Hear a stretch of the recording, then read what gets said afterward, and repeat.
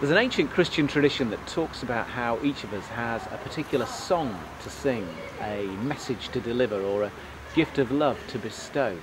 Each one of us is called by God in different and unique ways to deliver our gift.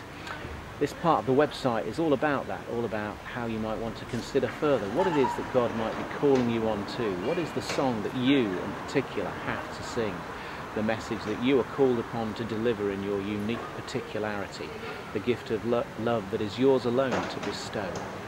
You'll find here hopefully some resources to help you with discerning, working out what it is that might be God's will for you right now.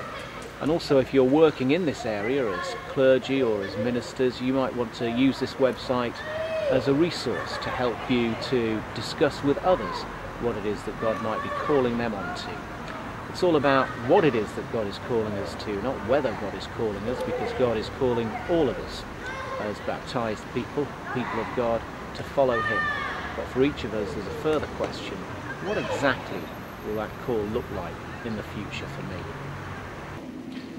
Just thinking about my own vocation, I remember when a good friend of mine suggested I might want to become a minister, a priest in the Church of England.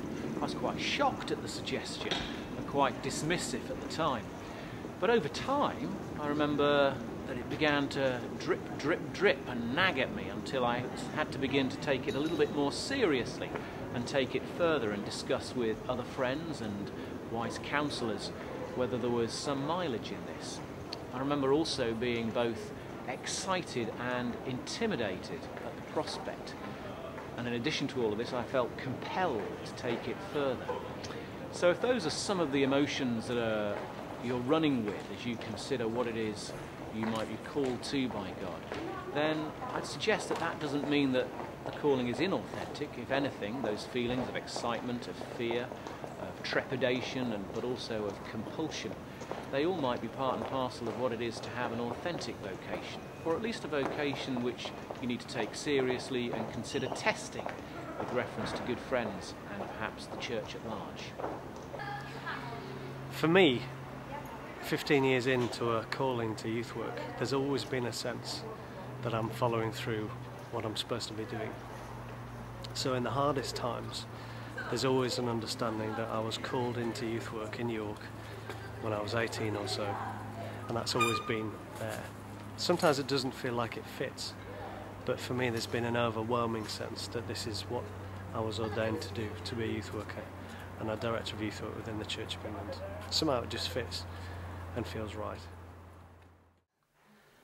For me it was quite nagging, I suppose. I was in my final year at university, and there was just this sense every time I was in church, every time I read the Bible, that there was something between those lines that was having a go at me.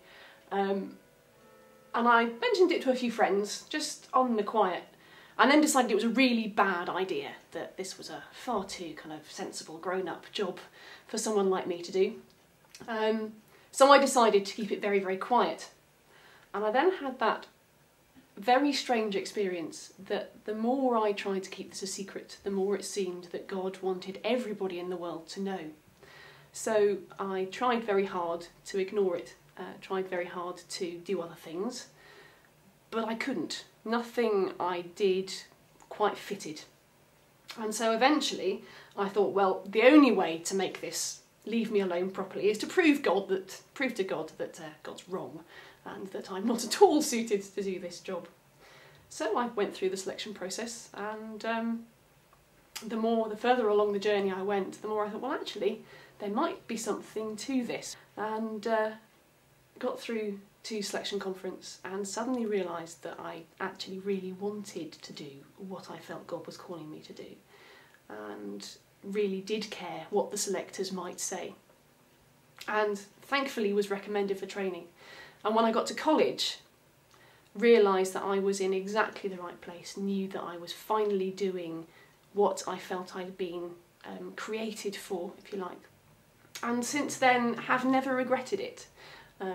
In any life there are good days and bad days. Not every day is always full of joy and energy, but I do have an overall sense of reassurance and of affirmation that I am in the place I should be, that I'm doing the things that God wants me to do and that I find fulfilling, and I wouldn't do anything else.